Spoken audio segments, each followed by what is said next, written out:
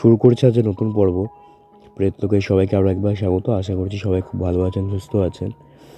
আজকে আমার গলার অবস্থা খুবই খারাপ, আশা করি সবাই খুব ভালোভাবে বুঝতে পারছেন। তো সবাই একটু মানিয়ে নেবেন আর কি, জোরে কথা বলতে পারছি না।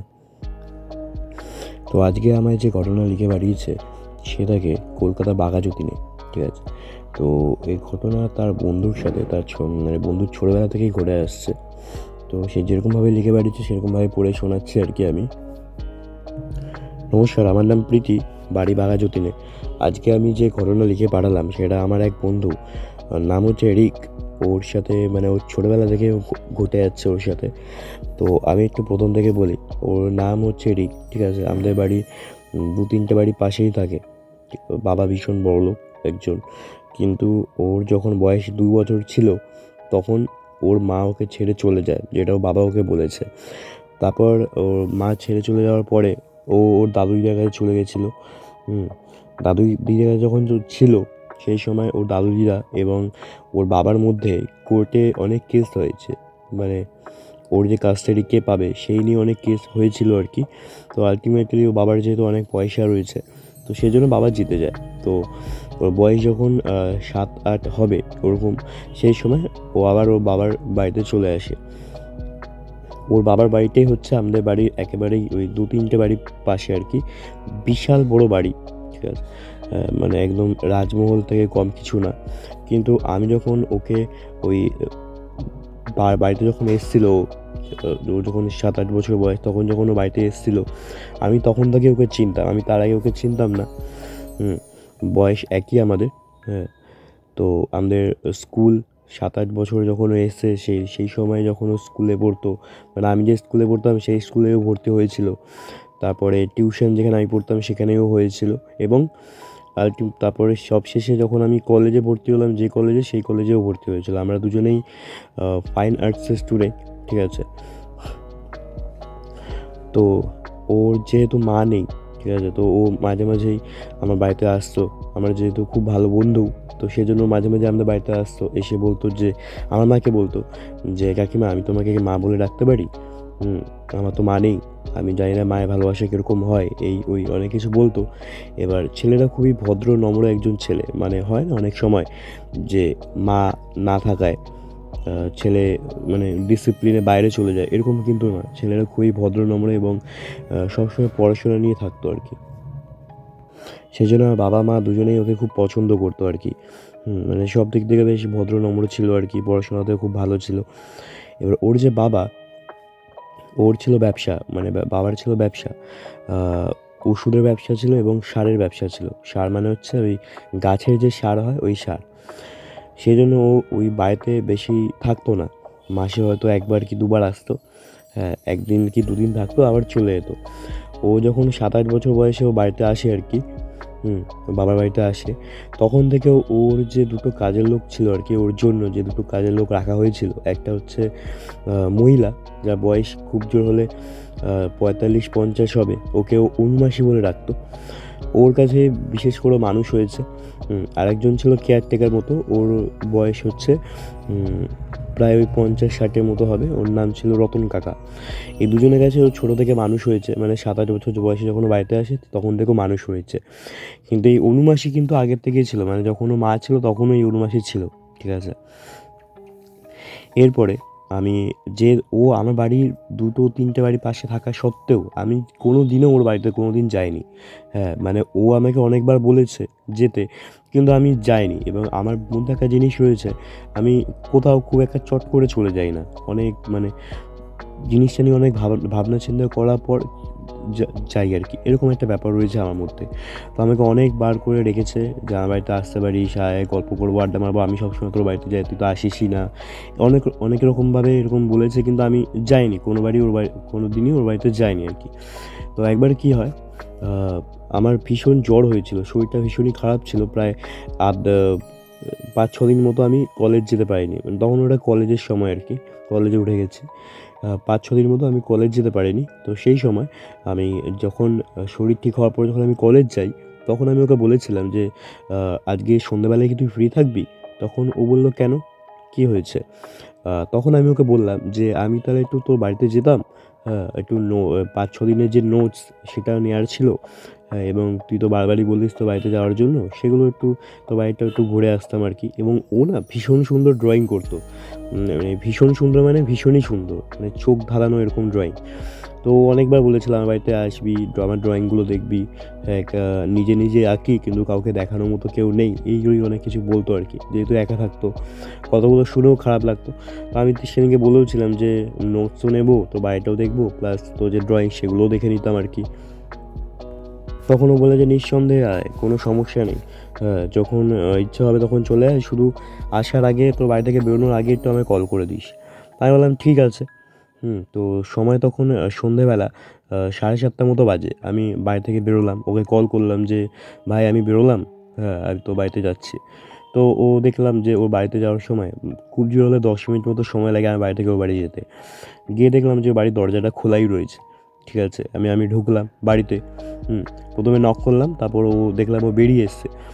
তখন বলছে যে, "আমি তোর জন্যই দরজাটা খুলে রেখেছি।" তো তারপর আমি ঢুকলাম বাড়িতে। বাড়িতে ঢোকার পরে ওই যে অনু মাসি আর রতন কাকা এত দুজনে ভালো, হ্যাঁ, মানে বলবার নয়। তারা খুব ভালোভাবে আমাকে বাড়িতে ডাকলো। হ্যাঁ, যেহেতু ১ম বার কোনো মানে রিকের কোনো বন্ধু ১ম বার ওদের বাড়িতে গেছে, সেজন্য খুব ভালোভাবে আমাকে তাদের ঘরে ডাকলো আরকি। আমাকে যে ড্রয়িং রুম সেখানে বসালো ১ম এ। জিজ্ঞেস করলো যে, "কী খাবে বলো, কী খাবে?" অনেকবার করে জিজ্ঞেস করেছিল আরকি। এবং ১ম এ ঢুকেই যে জিনিসটা আমার চোখে পড়ে সেটা হচ্ছে দরজার যে গেট, দরজা বলছি, ওই রাস্তার যে গেট, ঠিক আছে? যেই গেটটা দিয়ে রাস্তা থেকে বাড়িতে ঢুকবে, সেই গেটটা ঢোকার পরেই একটা ভীষণই বড় একটা উঠোন টাইপের রয়েছে। উঠোন বলতে কি ওই বাগান টাইপের। দুদিকে বাগান, মাঝখানে ইটের রাস্তা করা। হ্যাঁ, তারপরে হচ্ছে বাড়ি। বাড়িটার একটা দিক মানে ডান দিক দিয়ে একটা সরু মতো প্যাসেজ রয়েছে। যে প্যাসেজ দিয়ে পেছনেও যাওয়া যায়। মানে মোট কথা বলতে গেলে একটা সার্কে চৌকো মতো জায়গা। চৌকো জায়গার মাঝখানে হচ্ছে ওদের বাড়িটা এবং চারধারে জায়গা রয়েছে। ঠিক আছে? এবার পেছনের দিকে কী রয়েছে আমি অত জিজ্ঞেস করিনি এবং আমি দেখতেও যাইনি। ঠিক আছে? সামনের দিকটায় আমি দেখেছিলাম এবং যেহেতু অন্ধকার সেজন্য আমি পেছন দিকে যাইওনি। তো আমি জিনিসটা দেখলাম, দেখে বাড়িতে ঢুকলাম। তারপর ওরকম করে আপ্যায়ন করে আমাকে ডাকলো ঘরে। ওর অনু মাসি এবং রতন কাকা। তারপরে আমি দেখলাম ভীষণ বড় একটা বাড়ি এবং যে ড্রয়িং রুম রয়েছে সেখানে একটা বিশাল বড় ঝাড়বাতি রয়েছে। ঝাড়বাতিটা দেখলেই মাথা ব্যথা ঘুরে যাবে। এত বিশাল বড়। হ্যাঁ, মানে সুন্দর গোছানো আরকি। একবারে কোনো রাজমহলের থেকে কম নয় বাড়িটা। এবং ড্রয়িং রুমের এক শেষ প্রান্তে রান্নাঘর এবং রান্নাঘরের একটু বাঁদিক ঘেঁষে একটা সিঁড়ি উঠে যাচ্ছে। সিঁড়িটা দিয়ে উপরে যাওয়া যায় এবং উপরেই হচ্ছে রিকের ঘর। নিচে কোনো ঘর নেই, শুধু দুটোই ঘর রয়েছে। ওই দুটো ঘরে একটাতে অনু মাসি থাকে, একটাতে রতন কাকা থাকে। আর ওপরে যে ৩টে ঘর রয়েছে, ৩টে ঘরের মধ্যে হচ্ছে একটা ওর রিকের স্টাডি রুম এবং একটা হচ্ছে ওর নিজের পার্সোনাল রুম এবং আরেকটা এমনি নর্মাল বন্ধ থাকে, কোনো গেস্ট কেউ এলে তাদের জন্য খুলে দেয়। ঠিক আছে? তো আমাকে বলল যে, "চল ওপরে যাই।" তো আমি গেলাম ওপরে। ওপরে যাওয়ার পরে আমি ১ম এ স্টাডি রুমে ঢুকলাম। ঢোকার পরে ও আমাকে না ওর ড্রয়িং দেখাচ্ছিল। ঠিক আছে? ভীষণ সুন্দর ড্রয়িং করে। আমি দেখছিলাম আর মুগ্ধ হয়ে যাচ্ছিলাম। আর সবথেকে যে জিনিসটা আমি লক্ষ্য করেছিলাম যে স্টাডি রুমে ঢোকা মাত্র আমি যেটা ফিল করেছিলাম যে একটা ভীষণ উগ্র আতরের গন্ধ। হ্যাঁ? যেটা ওর হয়তো কোনো কিছু হচ্ছিল না। ওর হয়তো অভ্যেস হয়ে গেছে। কিন্তু আমার মধ্যে না একটা অস্বস্তি শুরু হয়েছিল। মানে ১ম ৫-৭ মিনিট ঠিক ছিল। তারপর থেকে যত গন্ধটা নাকে আসছিল তত আমার মধ্যে একটা অস্বস্তি ফিল হচ্ছিল। এবং ওই যে স্টাডি রুমের মধ্যে যে এসিটা একবারে চিল করা, চিল ঠান্ডা যেটাকে বলে সেরকমভাবে চালানো রয়েছে। হুম, মনে হচ্ছিল যেন কোনো মর্গে ঢুকে গেছি আমি। এতটাই ঠান্ডা সেই ঘরটা ছিল। হুম, তো আমি কী করলাম, বেশ কিছুক্ষণ ওর ড্রয়িংগুলো দেখছিলাম আরকি। তো ড্রয়িং দেখতে, দেখতে প্রায় ১০-১৫ মিনিট কি তারও বেশি হয়ে গেছে। আমি দেখছিলাম যে আমি না আর নিতে পারছি না গন্ধটা। আমার মধ্যে একটা ভীষণই একটা কী বলবো? অস্বস্তি হচ্ছিল। আমি গন্ধটা নিতেই পারছিলাম না। তখন আমি একটু হাঁপানি মতো আমার শুরু হয়। ঠিক আছে, শ্বাসকষ্ট টাইপের একটু শুরু হয়। তখন ও জিনিসটা দেখে না বুঝে গেছিলো যে আমার কিছু একটা প্রবলেম হচ্ছে। তো রিক তখন আমাকে বলে যে, "তোর কিছু সমস্যা হচ্ছে?" হ্যাঁ? তখন আমি বললাম যে, "হ্যাঁ, তো এই ঘরে কোনো গন্ধ পাচ্ছিস না তুই?" তখন আমি বলি যে, "হ্যাঁ, পাচ্ছি।" তখন মানে রিক বলে যে, "হ্যাঁ, পাচ্ছি তো। অনু মাসি প্রত্যেকদিন পুরো সারা বাড়িতে আতর ছড়ায়। ঠিক আছে? ওর এই অনু মাসির গন্ধটা খুব প্রিয়, সেজন্য সারা বাড়িতেই ছড়ায়। আমার তো অভ্যেস হয়ে গেছে। তোর হয়তো বেশি উগ্র বলে তোর হয়তো কষ্ট হচ্ছে।" হ্যাঁ, তখন আমি বললাম যে, "হ্যাঁ, আমার খুবই কষ্ট হচ্ছে।" হ্যাঁ, তখন সে বলে মানে রিক বলে যে, "তুই একটা কাজ কর, তুই বাথরুমে গিয়ে চোখে মুখে জল দে, দেখ ঠিক হয়ে যাবে। আমি ততক্ষণে এই ঘরের এসিটা বন্ধ করে দিচ্ছি, আর জানলাগুলো খুলে দিলে আতরের গন্ধটাও বেরিয়ে যাবে। তুই যা উপরে গিয়ে আমার ঘরে দ যে বাথরুম রয়েছে সেখানে গিয়ে তুই চোখে মুখে জল দিয়ে আয়।" এই কথা সে আমাকে বলে। আমি তাকে বলি যে, "তুই তো চল, আমি তো জানি না কোথায় তোর ঘর বা কিছু।" তখন সে আমাকে নিয়ে যায় তার ঘরে। এবার তার ঘরে ঢোকার মাত্রই আমি দেখলাম বিশাল বড় একটা বেডরুম। মানে অত বড় বেডরুম আমি জীবনে কোনোদিন দেখিনি। মানে কারোর যে অত বড় একটা বেডরুম হতে পারে আমার কল্পনার বাইরে। হ্যাঁ, পুরো বেডরুমের একটা ধারে আ একটা বিশাল বড় বেড, ঠিক আছে? এবং বেডের একেবারেই ডান দিকে একটা ভীষণ বড় আয়না রয়েছে এবং আয়নার সামনে একটা ওই বসার জায়গা হয় না যে আগেকার দিনের মহিলারা আয়নার সামনে বসে বসে সাজগোজ করতো, সেরকমই একটা ওরকম বসার জায়গা রয়েছে। এবং যে আয়নাটা এতটাই অসম্ভব সুন্দর, মানে আমার মনে হচ্ছিল আমি গিয়ে কিছুক্ষণ দাঁড়াই। তারপর ও আমাকে বলে যে, "দেখিয়ে দেয় যে এই যে এইদিকে যা, তাহলে আমার বাথরুমটা পেয়ে যাবি।" তারপর দেখলাম যে ওর মোবাইলে একটা ফোন আসে, তো আমাকে বলে যে, "তুই বাথরুম করে বেরিয়ে আয়, আমি আসছি, আমার ফোন আসছে।" তো ও ফোন আসে, ও ঘর থেকে বেরিয়ে যায়। তো তারপর আমি কী করি, আমি ওই আয়নাটার সামনে না কিছুক্ষণ গিয়ে দাঁড়াই। আমার আয়নাটা দেখে এতটাই ভালো লেগে গেছিলো, তো আমি লোভ ছাড়তে পারছিলাম না। আমি আয়নাটার সামনে যাই। যাওয়ার পরে আমি যেই দাঁড়াই না, আমার কেমন জানি না মনে হয় যে আমার পেছন থেকে কিছু একটা কালো অবয়ব মতো দৌড়ে চলে গেল। একটা হাওয়ার মতো কিছু একটা চলে গেলে যেরকম হবে, ঠিক সেরকমই আমার মনে হয়েছিল আরকি, আমি দাঁড়ানো মাত্রই। কিন্তু আমি পেছনে এবার ঘুরে তাকাই, দেখলাম কোথাও কিছু নেই। পুরো ঘরই অন্ধকার। অন্ধকার বলতে কি, আমি যখন ঢুকেছিলাম ঘরে ওর রিকের সাথে, তখন লাল রঙের একটা বাল্ব জ্বলছিল। একটা ওই রাতের জিরো পাওয়ার যেটাকে বলে, ওই লাল রঙের একটা বাল্ব জ্বলছিল। তারপর ঢোকা মাত্রই ও লাইট ফাইট জ্বালিয়ে দেয় আরকি। তো আমি পেছনে এবার ঘুরে তাকালাম, দেখলাম যে লাইট ফাইট জ্বলছে এবং ওই যে লাল রঙের এটা, ওরাও জ্বলছে। তো আমি আবার আয়নার দিকে তাকাই, নিজের চুল ফুল ঠিক করছিলাম। তো সেই সময় আবার মনে হয় কেউ যেন আবার একটা আমার পেছন দিক দিয়ে উড়ে গেল এবং আমার চুলটা না সেই সময় উড়েছিল। আমার যে পেছনের চুল, আমার চুলটা খোলা ছিল, তো সেই সময় না একটু হলেও উড়েছিল, ঠিক আছে? তো আমি একটু অবাক লাগছিলো জিনিসটা যে কী হতে পারে। তো আমি কী করি, অত বেশি না ভেবে আমি বাথরুমে যাই। এবার বাথরুমে ঢুকে দেখলাম বেশ ভালোই একটা বড় বাথরুম। মানে বেডরুম যদি এত বড় হয়, তাহলে বাথরুম যে বড় হবে তাতে কোনো সন্দেহ নেই। বাথরুমে ঢুকলাম। ঢোকার পরেই যে বেসিন রয়েছে, বেসিনের মধ্যে আমি চোখ মুখ ধুচ্ছিলাম আরকি। বেসিনের পাশে যে ওই সিমেন্টের পাথরের যে জায়গাটা স্ল্যাব মতো থাকে, ওখানে আমি চশমাটা খুলে আমি চোখে ১ম এ একটা ঝাপটা মারলাম। ঝাপটা মারার পরে যখন আমি আয়নার দিকে তাকালাম একবার, দেখলাম আমার পেছনে একটা মহিলা দাঁড়িয়ে রয়েছে। মহিলাটা ভীষণই কুৎসিত দেখতে। তার গলায় এবং বুকের মধ্যে ছুরি, মানে চাকু যেটাকে বলে, চাকু ঢোকানো, এবং সেখান দিয়ে রক্ত বেরোচ্ছে গল করে। হ্যাঁ, এবং চোখে যে সাদা রঙের যে জিনিসটা হয় না, মণি বাদ দিয়ে যে সাদা রঙের জিনিসটা, সেটা কিন্তু কিছু নেই। পুরো চোখটা একটা কালো, এবং চুলগুলো উস্কো, মানে দেখে মনে হচ্ছে কেউ তাকে বেধড়ক মারলে, কাউকে যদি বেধড়ক মারা হয়, তারপরে যখন তার চুলের অবস্থা যেরকম হবে, ঠিক সেরকমই তার চুলের অবস্থাটা ছিল আরকি। তো এরপর কী হয়, আমি ১ম এ ওরকম দেখি। দেখার পরে আমি ১ম বুঝতে পারিনি জিনিসটাকে আমি ঠিক দেখছি না ভুল দেখছি। তারপরে আমি আবার চোখে একবার জল দিলাম। জল দেওয়ার পরে আবার যখন আমি জানলার দিকে ওই আয়নার দিকে তাকাই, আবার আমি সেম জিনিসই দেখছি এবং আমি দেখছি যে ওই যে মহিলা, সেটা কিন্তু আমার দিকে একটু হলেও এগিয়ে এসছে। মানে যেখানে ছিল ১ম বারে, তার থেকে ১ পা হলেও এগিয়ে এসছে এবং লাল রঙের একটা নাইটির মতো পড়েছিল, ঠিক আছে? এবার আমি না সঙ্গে তো ওই সময় চশমাটা পরে নিই। চশমাটা পরার পর আমি দেখলাম যে মহিলাটা সত্যিকারেরই সেখানে দাঁড়িয়ে রয়েছে। হ্যাঁ, আমি কোনো ভুল দেখছিলাম না বা আমার কোনো মনের ভুলও ছিল না। সত্যিকারের সেই মহিলাটা সেখানে দাঁড়িয়ে ছিল এবং খুবই রাগের দৃষ্টিতে, মানে যেটা বলে কি তীব্র মেজাজে আমার দিকে তাকিয়েছিল। মানে সে বোঝাতে চাইছিল, তুই এখানে কি করছিস, তোর এখানে কি কাজ, তুই এসেছিস কেন এখানে, বেরিয়ে যা এখান থেকে। এই জিনিসটা তার চাহনি দেখে আমি বুঝতে পারছিলাম না। এবং আমি ওই দৃষ্টি দেখে, ওই মহিলাকে দেখে আমি না সঙ্গে সঙ্গে ওখান থেকে বেরিয়ে আসি। দরজাটা খোলা মাত্রই আমি যখন বেরিয়ে আসি এবং ওই যে বাথরুমের যে চৌকাঠ, ওখানে আমি পাটা লাগে, আমার পাটা লেগে আমি না ওখানে হোঁচট খেয়ে পড়ে যাই এবং আমি চিল্লিয়ে উঠি। সেই সময় আমার চেল্লানোর শব্দ শুনে ওই রিক তার ঘরে ঢুকে আসে এবং সে বলে, কী রে, কী হলো, কী দেখেছিস তুই? আমাকে না প্রথমে এই জিনিসটা দেখে জিজ্ঞেস করে, কী দেখেছিস তুই? মানে আমি কিছু দেখেছি কি দেখিনি সেটা ও কী করে জানলো? ও তো আমাকে বলতেও পারতো যে কিরে কী হয়েছে, এরকম পড়ে গেলে কী করে, তাই না? কিন্তু ও প্রথমে আমাকে বলছে, কিরে কী দেখেছিস তুই, পড়ে গেলি কী করে, এরকম করে জিজ্ঞেস করছে। তো আমি উঠে দাঁড়াই, কোনোভাবে ও মানে রিককে সাপোর্ট করে ওকে উঠে দাঁড়ানোর পর আমি ঘর থেকে বেরিয়ে আসি। প্রথমে বেরিয়ে আসার পর আমি একেবারেই ওপর থেকে নিচের তলায় চলে আসি গ্রাউন্ডে আসার পরে যে সোফাগুলো রয়েছে ড্রয়িং রুমে, সেখানে বসি।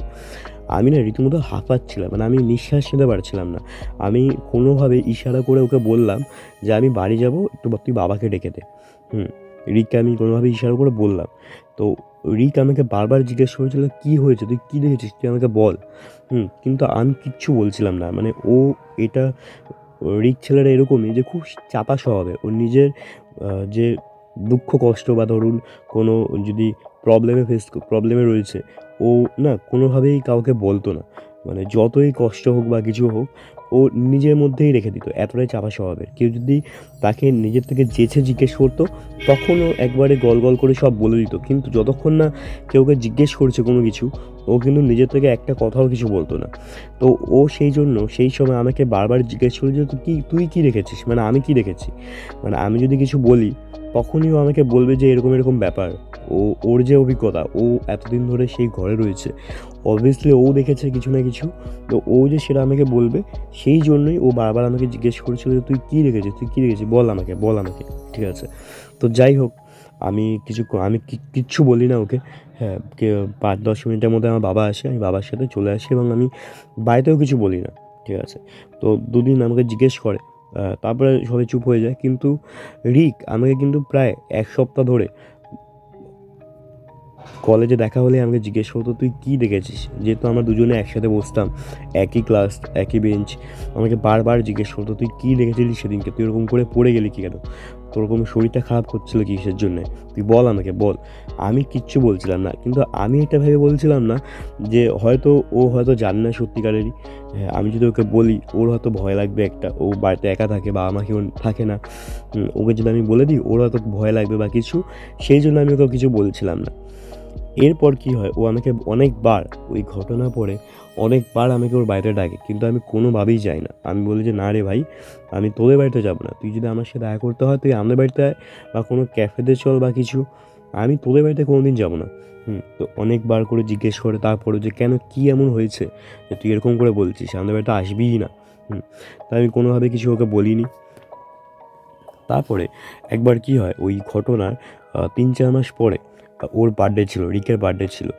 এবার তখন ও আমাকে, ওর যেহেতু ওই সময় 20 বছর হয়েছিল, হ্যাঁ, তো সেই জন্য ও আমাকে বলে যে বার্থডেটা একটু বড় করে করবে। ওর জন্য বাবার থেকে টাকা পয়সাও নিয়েছিল।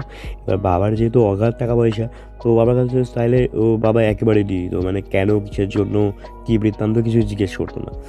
বাবা থেকে টাকা পয়সা চেয়েছিল। হ্যাঁ, তো আমাকে ডেকেছিল এবং আমার সাথে কলেজেরই আরও 5-6 জনকে ডেকেছিল, মানে সবাই আমরা একই গ্রুপে আর কি, একই কমন ফ্রেন্ড। তো আমাকে বলা মাত্রই আমি তখনই সঙ্গে সঙ্গে না করে দিয়েছিলাম যে না রে ভাই, আমার হবে না, আমি তোদের বাড়িতে যেতে পারবো না। হ্যাঁ, তোকে আগের থেকে হ্যাপি বার্থডে এইসব বলে দিয়েছিলাম। হ্যাঁ, কিন্তু ওর না খুব খারাপ লেগেছিলো, যেহেতু আমরা দুজনে একই সাথে প্রায় বড় হয়েছি ক্লাসে, মানে 7-8 বছর থেকে একই সাথে বড় হয়েছি। হ্যাঁ, বলতে গেলে বেস্ট ফ্রেন্ড আর কি। তো তো ওর খুবই খারাপ লেগেছিলো। ও প্রায় 2-3 দিন আমার সাথে কথা বলেনি। হ্যাঁ, তারপর আমি জিজ্ঞেস করলাম, কথা কেন বলছিস না তুই আমার সাথে? তখন ও আমাকে বলে, তুই কী বললি? হ্যাঁ, যা এমন তুই কী দেখেছিস তুই আমাকে বলছিসও না, তুই আমার বাড়িতে আসছিসও না, কি তো কিছু তো একটা হয়েছে যার জন্য তুই এরকম করছিস, এরকম বিহেভ। তখন আমি কিছু বলি না ওকে। তারপর ও আমার বাবাকে ফোন করেছিল, ফোন করে বলে যে কাকু ওকে একটু পাঠিয়ে দিও না আমার বার্থডের দিনকে। বার্থডেটা ছিল হচ্ছে বৃহস্পতিবারে, কিন্তু যেহেতু অনেকেরই অনেক কিছু থাকে আর কি, বৃহস্পতিবার একটা উইকডেজ, সেই জন্য ও রোববার করেছিল।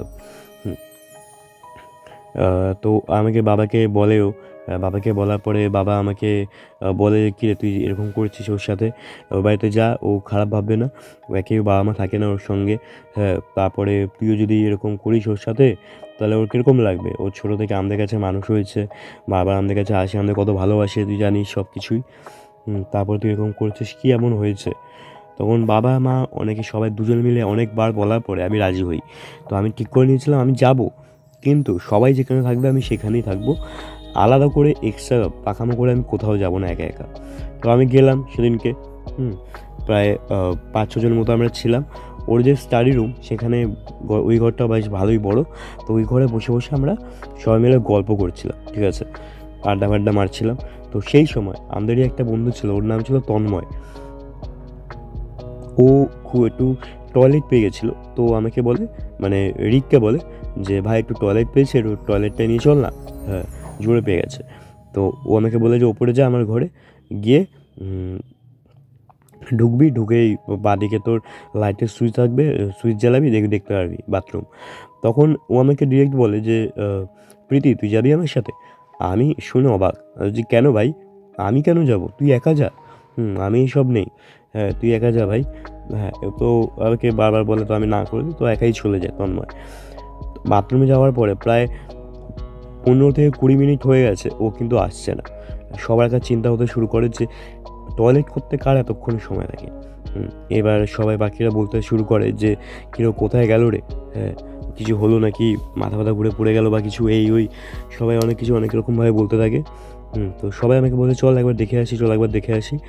আমি বারবার খেয়াল করছিলাম যে রিক কিন্তু বারবার আমার দিকে তাকিয়ে রয়েছে, মানে আমি যখনই ওর দিকে তাকাচ্ছি তখনই দেখছি রিক আমার দিকে তাকিয়ে রয়েছে।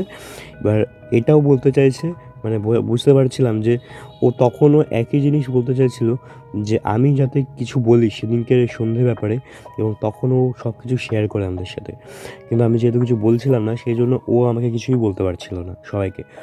তো সবাই আমাকে বলে যে চল একবার দেখে আসি। তো আমি বললাম যে না ভাই তোরা যা, গিয়ে দেখে আয়, আমি এই ঘরেই রয়েছি। তো ওরা সবাই মিলে যায় রিককে সঙ্গে নিয়ে, যে কার কী হয়েছে না হয়েছে। এবার ওরা যখন ওই স্টাডি রুম থেকে বেরোয় তখনই শুনতে পাই রিকের চেল্লানোর শব্দ। ওরা একদম পুরো আত্মস্বরে চিল্লাচ্ছে। তো ওরা সবাই মিলে ছুটে যায়। এবার আমি একা একা ওই রুমে ওই চেল্লানোর শব্দ শুনে আমার ওই একা রুমে বসে ভয় লাগতে শুরু করে। তো আমি ভাবলাম যে আমিও যাই আস্তে আস্তে, ওরা তো ওখানে রয়েছেই, তো আমিও যাই। তো আমি যখন যাচ্ছিলাম আমার পিঠে, মানে আমার কাঁধে একজন হাত রাখতো। আমার না ওখানে দমফম একবারে বন্ধ হয়ে এসেছিলো। ভাবলাম কে এটা? আমি যখন পেছনে ঘুরলাম দেখলাম অনুমাসি বলছে কী হয়েছে, কে চেল্লালো? তখন আমি বললাম যে জানি না, রিক গেছে ওরা বন্ধুদের সঙ্গে নিয়ে, তন্ময় গেছিলো বাথরুমে, ওই বোধহয় চেল্লালো, কিছু হয়েছে বোধহয়। তখন অনুমাসি বলে ঠিক আছে চলো দেখি কী হয়েছে। তখন আমি একটু সাহস পেলাম, অনুমাসি যেহেতু সঙ্গে রয়েছে। তো আমি গেলাম, যাওয়ার পরে দেখি আমি যেরকমভাবে পড়েছিলাম, অর্ধেক শরীর বাথরুমের ভেতর, অর্ধেক শরীর বাথরুমের বাইরে, ঠিক সেরকমভাবেই তন্ময় পড়ে রয়েছে। আমি চিল্লিয়ে, আমার মধ্যে সেন্স ছিল কিন্তু তন্ময়ের মধ্যে কিন্তু কোনো সেন্স ছিল না। তো ওকে সবাই মিলে তুললো, তোলার পরে ও বিছানায় শোয়ালো, চোখে মুখে জল ফল দিল। তো ওর যখন ওর মধ্যে সেন্স এলো তখন ও চিল্লিয়ে ওঠে এবং বাথরুমের দিকে যখন তাকায়, তাকে ও সবাই জিজ্ঞেস করে যে কী হয়েছে, কী দেখেছিস, হ্যাঁ হয়েছেটা কী, এবং চেল্লালি কেন, কিসের জন্য? ও না কিছু বলতে পারছে না, ও খালি তত করছিল। এবার যখন ও বলতে যাচ্ছে যে মানে বাথরুমের দিকে আঙুল দেখিয়ে কিছু একটা বলতে যাচ্ছিলো, ঠিক সেই সময় ও আবার সেন্সলেস হয়ে যায়। ও আবার কিছুক্ষণের মধ্যে, প্রায় 10-15 মিনিট পরে ও আবার সেন্স ফেরে। তো সেদিনকার কিছুই সেরকম হয়নি, ওকে বাড়িতে দিয়ে আসা হয় এবং আমাদের যে খাবারগুলো ছিল সবার পার্সেল করে দেওয়া হয়। তো আমরা সবাই পার্সেল খাবারগুলো বাড়িতে নিয়ে চলে আসি। দিনটা একেবারে ম্যাচিকার হয়ে গেছিলো সন্ধ্যেটা। তো পরের দিনকে ঠিক আমাকে যেরকম জিজ্ঞেস করেছিল রিক, ঠিক সেরকমভাবেই তন্ময়কেও বারবার করে জিজ্ঞেস করেছে তুই কী দেখেছিস। কিন্তু তন্ময় কিন্তু বলছিল না। ঠিক যেরকম আমি বলছিলাম না, ঠিক সেরকম তন্ময়ও বলছিল না যে কী হয়েছে, ও কী দেখেছে। কিন্তু প্রথমবারে কিন্তু বলতে যাচ্ছিল, ঠিক আছে। যখন ও প্রথমবার সেন্সলেস ছিল তখন কিন্তু বলতে চেয়েছিল। তারপরে যখন ও বাথরুমের দিকে এবার তাকায়, সেকেন্ডবার যখন সেন্সলেস হয়ে যায় তখন কিন্তু ওঠার পরে আর কিছু বলতে চাইছিল না। জানি না কী কারণ সেটা। তো এরকম হয়। তো এই ঘটনার পরে মানে সব কিছু ঠিকঠাক ছিল আর কি। আমরা সেরকমভাবে ওর রিকের বাড়ি অত বেশিভাবে যাইনি। এই ঘটনার ঠিক 1 বছর পরে রিক আমার বাবাকে ফোন করে বলে, মানে আমাদের যে এক্সাম ছিল সেমিস্টার শেষ হয়েছে আর কি। সেই সময় বাবাকে বলে যে কাকু, আমি পুলিশে ফোন করেছিলাম, বাবাকে নিয়ে গেছে। এই বলে সে হাউমাউ করে কাঁদতে শুরু করে। বাবা অবাক হয়ে গেছে। বাবা বলছে পুলিশে তোর বাবাকে নিয়ে গেছে কেন রে, কী হয়েছে? তখন রিক বলছে যে তুমি আসো, তোমায় সব বলবো। তারপর তারপর বলে যে তুমি প্রীতিকেও সঙ্গে করে নিয়ে এসো এবং কাকিমা যদি পারে কাকিমাকেও নিয়ে এসো। তো আমার মা তো যায়নি। তো আমি আর আমার বাবা গেছিলাম ওদের বাড়িতে। গিয়ে দেখছি ও আমার বাবাকে জড়িয়ে ধরে হাউমাউ করে কাঁদছে। আর বলছে যে আমার মাকে আমি ছোটো থেকে পেলাম না, কেন জানো? আমার বাবার জন্য। তখন ওকে আমার বাবা বসায় একটা সোফাতে। বসানোর পরে জিজ্ঞেস করে যে কী হয়েছে বল, আমাকে প্রথম থেকে বল কী হয়েছে। তখন সে আমাকে বলে যে ওর যখন 2 বছর বয়স সেই সময় ও এই যে যেই ঘরে ও এখন থাকে সেই ঘরে ও খেলা করেছিল নিজের মতো করে। ও দেখছে যে ওর বাবা আর মা দুজনে মিলে ঘরে ঢোকে। ওর মা একটা লাল রঙের নাইটি পরেছিল এবং ওর বাবা একটা সাদা রঙের জামা কালো রঙের প্যান্ট পরেছিল, ঠিক আছে। তো দুজনে ঢোকার পরে ওকে ঘর থেকে বের করে দেওয়ার পরে ও কিন্তু দরজার বাইরে বসেছিল, ঠিক আছে। দরজাটা ভেতর থেকে দিয়ে দেওয়া হয় এবং ও শুনতে পারছিল যে ভেতর থেকে খুব চেল্লামিল্লির শব্দ আসছে। ও নিজের মতো খেলা করেছিল, ওর মধ্যে তো সেরকম সেন্স সেই সময় ছিল না, 2 বছর বয়স হবে। তো যাই হোক, প্রায় আধ ঘন্টা 45 মিনিট পরে ওর বাবা ও দরজা খোলার পরে ও দেখে যে ওর বাবার যে হাতটা সেটা ওর নাকের সামনে আসছে। তারপর আর কিছু মনে নেই। তারপর দেখছে যে ওর দাদুর বাড়িতে রয়েছে। যে মানে যখন ও সেন্স ফেরে তখন ও দেখেছে ওর দাদুর বাড়িতে রয়েছে, ঠিক আছে। এবার ও বাবা ওদের সবাইকে বলেছিল যে মায়ের কারোর সাথে একটা অ্যাফেয়ার রয়েছে, কারোর সাথে পরকীয়া করছে, সেই জন্য সে আমাদের সবাইকে ছেড়ে চলে গেছে, ঠিক আছে। এবার আমি সেই জন্য আমার দাদুর বাড়িতে চলে যাই। দাদুর বাড়িতে আমার দাদু, দিদা, আমার মামা, মামি, 4 জন থাকে আর কি, ঠিক আছে। তো আমি দাদুদিদার কাছে চলে যাই। দাদুদিদা আমাকে মানুষ করে। আমার মামি ভীষণই ভালো, মামা মামি দুজনেই ভীষণ ভালো। যেহেতু আমার মায়ের খুবই একজন ভদ্রনম্র একজন মহিলা ছিলেন, তো সবাই জানে যে কে কীরকম, আমার মা কীরকম প্রকৃতির স্বভাবের চরিত্রের ছিল আর কি। তো কেউ আমার দাদুর বাড়িতে কেউ বিশ্বাস করেনি জিনিসটা যে ও মা যেরকম করতে পারবে, সেটা কিন্তু কেউ বিশ্বাস করেনি। এরপরে প্রায় 2-3 বছর ধরে আমার কে কাস্টাডি পাবে সেই নিয়ে আমার বাবা এবং আমার দাদু দিদার মধ্যে কেসে লড়াই হয়, ঠিক আছে। বাবার যেহেতু অনেক টাকা পয়সা রয়েছে সেজন্য বাবা কেসটা ইজিলি জিতে যায়। 2-3 বছর পরে আমার বাবা কেসটা জিতে যায়। জেতার পরে আমার দাদু বলেছিল যে মেয়েটা তো গেল, শেষ সম্বল এই একটাই নাতি, প্লিজ আমাদেরকে দেখা করতে দিও। তখন বাবা বলেছিল যে হ্যাঁ নিশ্চয়ই আপনারা আসবেন, এসে দেখা করবেন, থাকবেন, খাবেন, চলে যাবেন, ওকে নিয়ে যাওয়ার চেষ্টা করবেন না। তো এরকম চলে এসেছিলাম আমি। যে বাড়িতে যখন এসেছিলাম আমার বয়স তখন 7-8 বছর হবে, ঠিক আছে। এরপরে আমার 7-8 বছর আমি যেদিনকে প্রথম এসেছিলাম, সেদিনকে তো সেরকম কিছু হয়নি। প্রায় 3-4 দিন পরে আমি একদিন স্কুল থেকে ঘরে ঢুকি, আমার বাড়িতে ঢুকে আমি নিজের ঘরে আসি। এবার ঘরে ঢোকা মাত্রই, মানে যে ঘরে আমি ছোটোবেলায় খেলা করেছিলাম আর কি, সেই ঘরে তো ছোটোবেলায় আমি, বাবা, মা 3 জনই থাকতাম। তো আমি যখন 7-8 বছর বয়সে বাড়িতে আসি সেই সময় ওই ঘরটা আমারই হয়ে যায়, ঠিক আছে। তো আমি যখন ওই ঘরে আসি, আসার পর দেখলাম একটা মহিলা, যার গলা এবং বুকে চাকু ঢোকানো, ঠিক আছে, গল গল করে রক্ত বেরোচ্ছে, চোখে কোনো সাদা রঙের যে জিনিসটা হয় মনির পাশে, সেই জিনিসটা কিচ্ছু নেই। আর চুলগুলো উস্কো খুস্কো, মানে একদম সেম যেরকম আমি দেখেছিলাম সেরকমটাই রিক বলছে, যেরকম সেম একটা মহিলা দেখতে, লাল রঙের একটা নাইটি পরে আমার বিছানায় বসে রয়েছে, উবু মানে জুবুথুবু হয়ে, মানে দুটো হাঁটু আর মাথাটাকে এক করে বসে রয়েছে।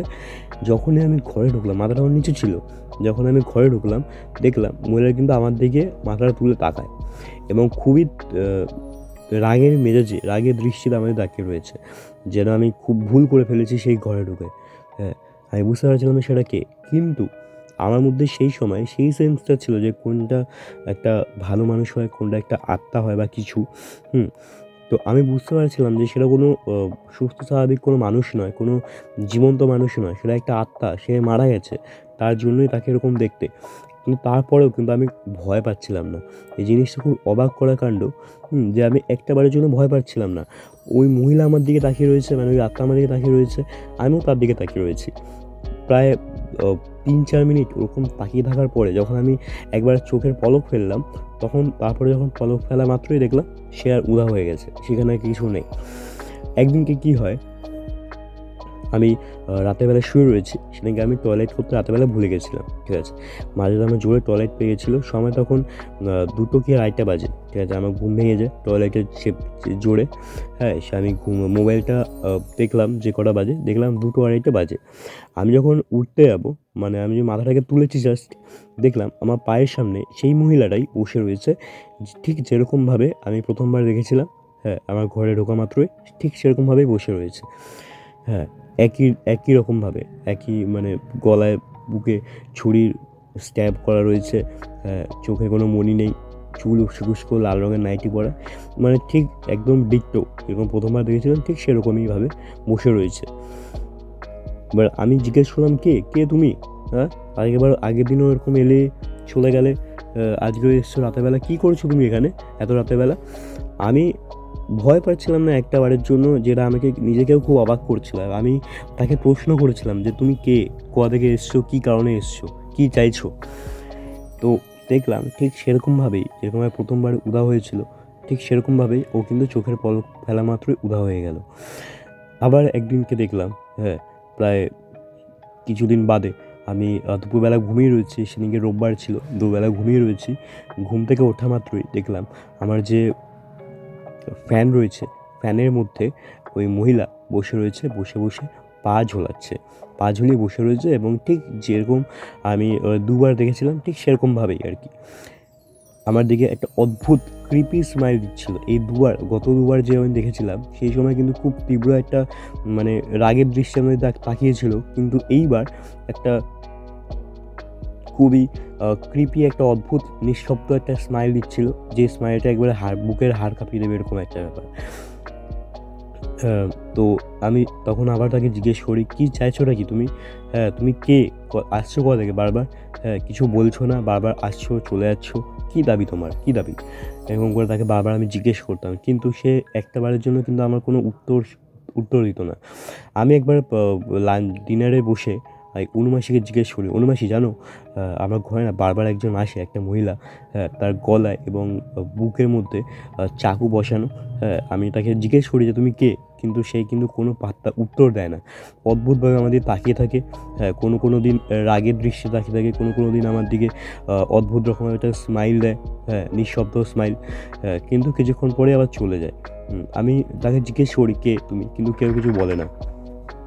আমি অনুমাসিকে বলা মাত্রই আমি অনুমাসির মুখ দেখে বুঝতে পারলাম যে অনুমাসি জিনিসটা জানে বা বুঝতে পারছে কিছু, কিন্তু সে আমাকে বলছে না। সে আমাকে একটাই উত্তর দিল যে ওটা তোর মনে ভুল, তুই অত পাত্তা দিস না জিনিসটাকে, ব্যাস এইটুকুনি আমাকে বলে। তো তারপর আমি আরও বেশ কয়েকবার দেখেছিলাম, প্রায় ওই যে 7-8 বছরে আমি যখন এসেছিলাম সেই সময় থেকে যত বছর আমি বাড়িতে রয়েছি, মানে এই যে ঘটনাটা যেদিনকে বলছি আমি, তত বছর আমি প্রায় এরকম দেখে আসছি আজ অবধি। এই ঘটনাটা আমি ওরকমভাবে অদ্ভুতভাবে সেই মহিলাকে আমি দেখেছি, ঠিক আছে, বিভিন্ন রকমভাবে, একবার এখানে একবার ওখানে। কিন্তু আমি একটা জিনিস লক্ষ্য করতাম যে আমি কিন্তু সারা বাড়িতে এই রুমে মানে আমার যে রুম, ওই রুমের বাইরে কোনো দিন ওকে দেখতাম না, মহিলাকে আমি কোনো দিন দেখতাম না। আমি যতবার দেখেছি প্রত্যেকবার এই রুমের মধ্যেই দেখেছি। রুমের বাইরে আমি একবারও দেখিনি। হয় কোনো দিন বাথরুমের মধ্যে, কোনো দিন ঘরের মধ্যে, কোনো দিন ওই ফ্যানের মধ্যে ঝোলা অবস্থায়, কোনো দিন আমার বেডের মধ্যে, বিভিন্ন রকমভাবে দেখেছি, কিন্তু কোনোবার আমি ঘরের বাইরে দেখিনি। এবং অদ্ভুতভাবে কোনো দিন আমি কিন্তু ভয় পাইনি। এবং সে যে আমাকে ভয় দেখানোর চেষ্টা করেছে সেরকমও না। আমার কাছে আসতো, আমাকে দেখতো, কোনো দিন অদ্ভুতভাবে হাসতো, কোনো দিনভাবে আবার রেগে থাকতো, এরকম অদ্ভুতভাবে দেখতো, কিছুক্ষণ দেখার পরেই চলে যেত। ঠিক আছে, তো একদিনকে আমি মাথাটা ভীষণ গরম হয়ে যায়। তো আমি একদিনকে চিল্লিয়ে উঠি, যে কে তুমি, কী চাইছোটা কি? হ্যাঁ, তুমি আমায় শান্তি দেবে না একটু? এখানে আসার পর থেকে তুমি আমার এরকম পেছনে পড়ে আছো, আমাকে ডিস্টার্ব করছো। বাবা, আমার সামনে পরীক্ষা, আমার সামনে এক্সাম রয়েছে, আমাকে পড়তে দাও দয়া করে, এসো না আমার কাছে।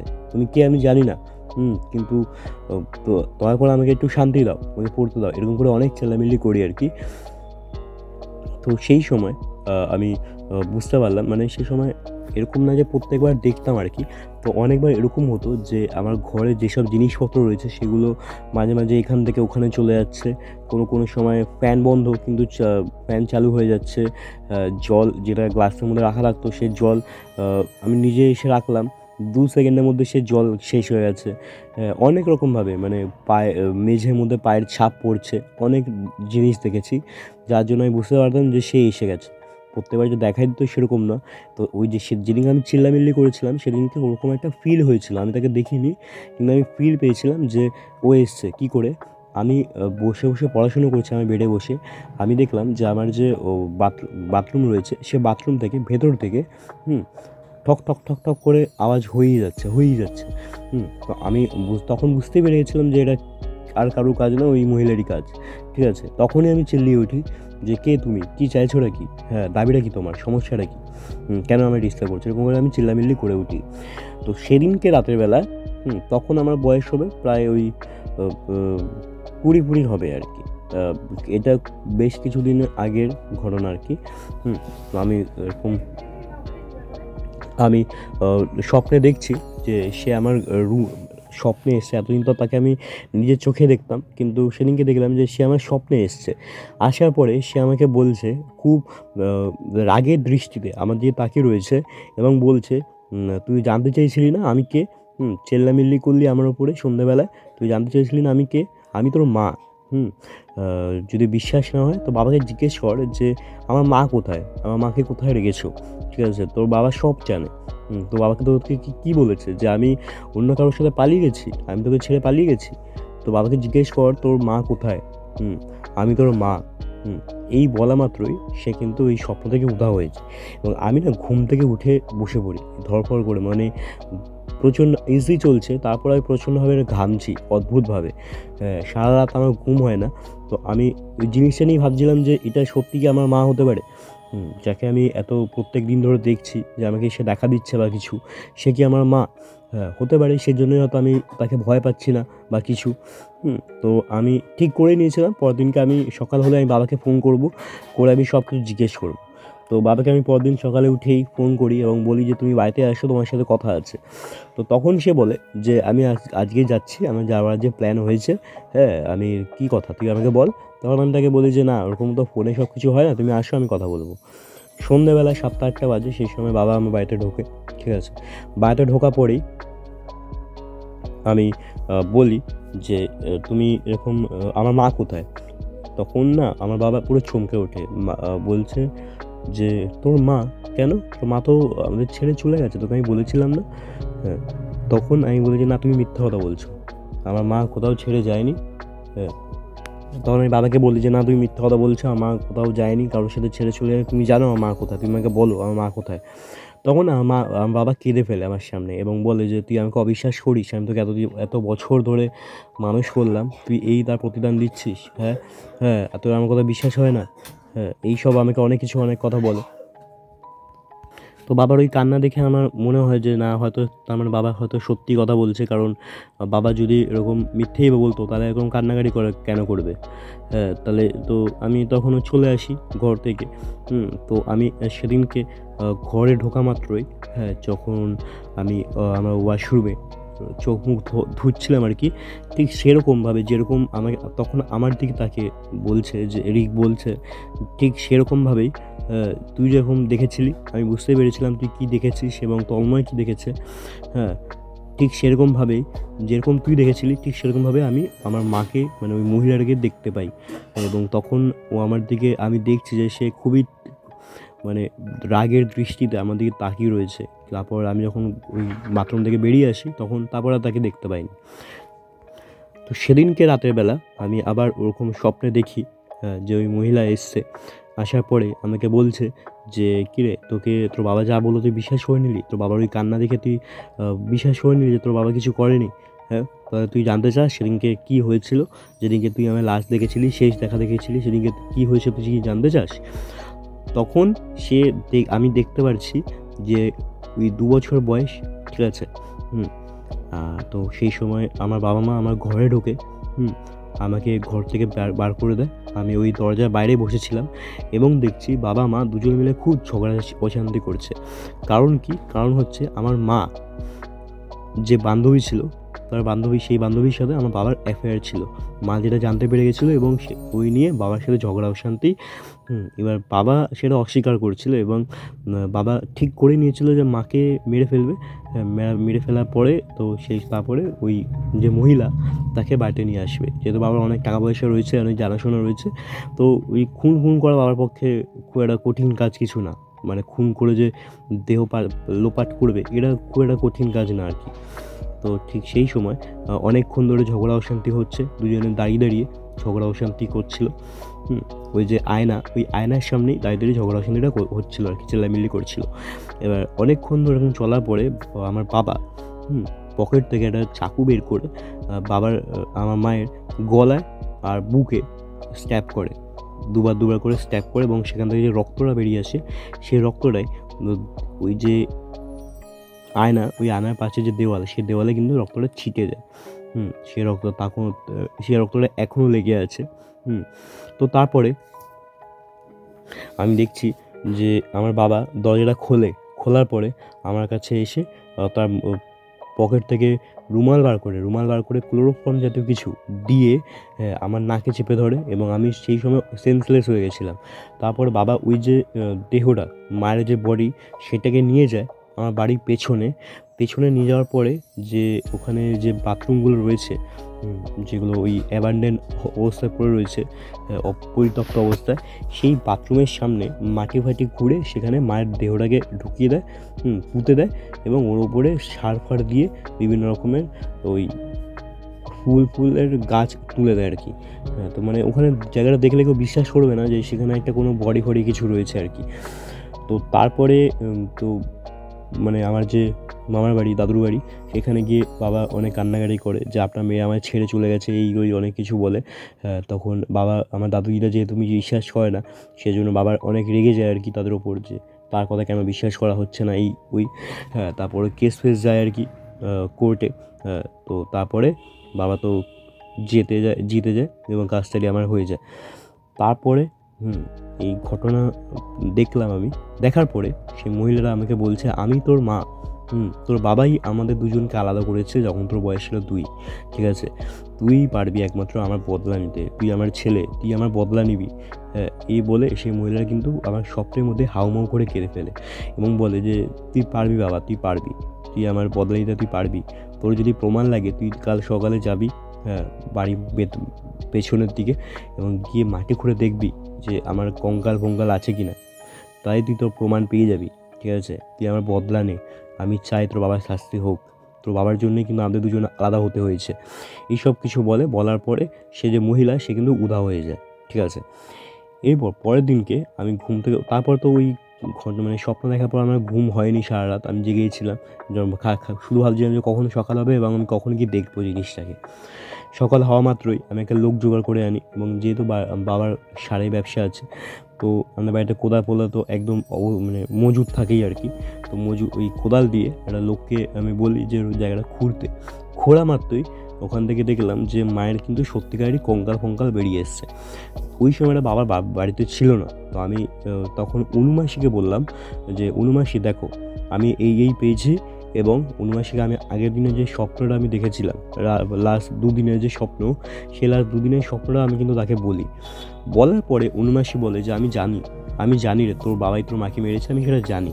আমি তোকে কোনোদিন কিছু বলিনি, কারণ আমার আর যাওয়ার জায়গা নেই। আমাকে বলা হয়েছিল আমি যদি তোকে কিছু কোনোদিন বলি, তাহলে আমাকে বাড়ি থেকে বের করে দেবে, তোর বাবা আমাকে বলেছিল। আমার তো কোথাও যাওয়ার জায়গা নেই, তাই না? সেই জন্য আমি তোকে কোনোদিন কিছু বলিনি।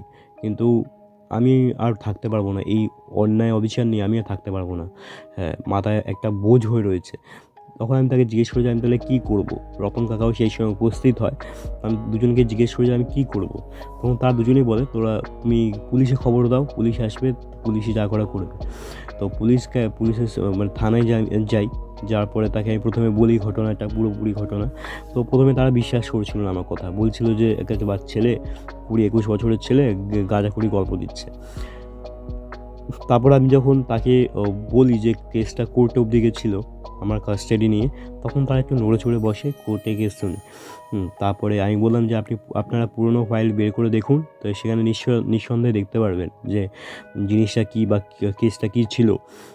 তো তারা পুরনো ফাইল বের করে দেখে এবং বুঝতে পারে যে কী কেস। তারপরে তারা আমার সাথে আসে বাড়িতে।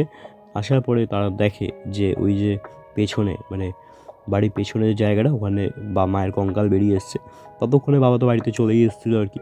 তো তখন বাবাকে ধরে নিয়ে চলে যায় এবং বাবা জিজ্ঞেস করে যে কেন, কী সমস্যা, কী হয়েছে। তখন পুলিশরা বলে যে আপনি থানায় চলুন না, থানায় গিয়ে আপনাকে সব কিছু বলা হবে। তো তারপর থানায় নিয়ে চলে যায়। তো বাবার সব কিছু হয় আর কি, জেল ফেল হয়, কোর্টে আবার কেস যায়। কোর্টে গিয়ে কেস, যেহেতু বাবার বিপক্ষে সব ইয়ে প্রমাণ ছিল, সেজন্য বাবা জিততে পারেনি, টাকা পয়সা দিয়েও জিততে পারেনি। তো তারপরে 14 দিন কারাদণ্ড হয়, জেলে ছিল। তারপরে বাবার ফাঁসি হয়ে যায়, ঠিক আছে। তো এরপরে রিক থামে, ঠিক আছে। রিক থামার পরে আমি ওই ঘরে মানে সেদিনকে আমি যখন ওদের বাড়িতে ঢুকেছিলাম না, তখন কিন্তু আমি আর কিছু ফিল করছিলাম না। প্রথম দিন যেটা ঢুকে আমি ফিল করছিলাম একটা গন্ধ, একটা উগ্র গন্ধ, একটা এত ঠান্ডা ঘর, মর্গের মতো, ওসব কিন্তু কিছুই ফিল, আর নেগেটিভ যে জিনিসটা সেটা আমি ফিল করছিলাম প্রথমবার কি ওর বার্থডেতে গিয়ে, সেটা কিন্তু সেই দিন আর ফিল করছিলাম না। তো সেদিনকে আমি ওর ঘরে যেতে কিন্তু কোনো ভয়ও লাগছিল না। আমি ওর ঘরে একা একাই চলে যাই। যাওয়ার পরে যখন ওর ওই আয়নার পাশে দেওয়ালটা দেখি যে হ্যাঁ সত্যিকারই একটা খুনের ছিটে লাগানো রয়েছে, তো আমি দেখার পরে আমি নিচে চলে আসি ওদের বাবার ও যেখানে ছিল আর কি। তারপরে তো এই ঘটনা পরে সব কিছু বলার পর রিক হাউমাউ করে কেঁদে ওঠে। তখন বাবা বলে যে কান্নাকাটি করিস না, আমরা আছি তোর সঙ্গে, তোর পাশে, কেঁদে আর কী হবে বল। তো এই সব কিছু হলো। তারপরে ও রিক একটা বড় করে পুজো দিয়েছিল বাড়িতে, যাতে ওর মায়ের শান্তি পেয়ে যায় আর কি, আত্মার শান্তি পায়, সেজন্য বড় করে একটা পুজো দিয়েছিল। দেওয়ার পরে ও তো বাবা যে টাকা পয়সা ছিল সব কিছু ওর নামই হয়ে গিয়েছিলো অলরেডি। তো ওই টাকা পয়সা নিয়ে অনুমাসে রতন কাকাকে অনেকটা বেশ মোটা অঙ্কের একটা টাকা দিয়ে দিয়েছিলো, যাতে ওরা নিজেদের মতো কোথাও গিয়ে থাকতে পারে। তো বাড়িটা ফাঁকাই পড়েছিল, ও লন্ডন চলে গেছিলো আর কি। তো লন্ডন গিয়ে পড়াশোনা করে, ও বাড়িটা একাই ফাঁকা পড়ে থাকে। যখন ও আসে তখন আমরা আবার ওই বাড়িতে সবাই বন্ধুরা মিলে হই হুল্লোড় করি, গল্প আড্ডা মারি। আবার যখন চলে যায় বাড়িটা আবার একাই পড়ে থাকে। তো এটা ছিল আজকের ঘটনা, যেটা একটা ভীষণই অদ্ভুত এবং অন্যরকম একটা ঘটনা আজকে আমরা শুনলাম আপনার থেকে। তো এবং আপনাদের শোনালাম আর কি। তো আপনাদের জীবনে যদি ঘটনা ঘটে থাকে এরকম কোনো, মেল করুন pretlog00@gmail.com মেলে। এবং এই ঘটনাটা আপনারা প্লিজ দয়া করে শেয়ার করুন, সাবস্ক্রাইব করুন এবং চ্যানেলটাকে একটু পাশে থাকুন। আমরা 1000 সাবস্ক্রাইবার অনেকটাই কাছে এসে গেছে, দয়া করে একটু পাশে থাকুন। তো দেখা হচ্ছে নতুন ভিডিও। ততদিন ভালো থাকবেন, সুস্থ থাকবেন। ধন্যবাদ।